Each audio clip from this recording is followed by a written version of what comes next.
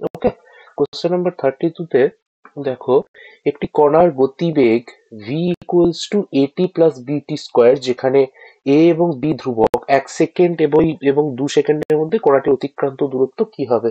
তো গতিবেগ দেওয়া আছে, আমাদের অতিক্রান্ত দূরত্ব বের করতে হবে, তো আমাদের এক্ষেত্রে ইন্টিগ্রেশন করা একদম জরুরি ব্যাপার।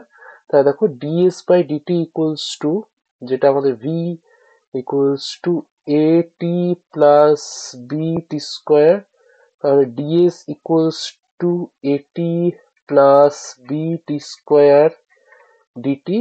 তো এটা আমাদের ইন্টিগ্রেশন করতে হবে 0 থেকে s, ds equals to integration 1 থেকে 2 at plus bt square dt, a 1 to 2 t dt plus b integration 1 to 2 t square dt। তো এই ইন্টিগ্রেশনটা সলিউশন করলে আমরা পাবো যে a into t square by 2 1 to 2 plus b into t cube by 3 1 to 2।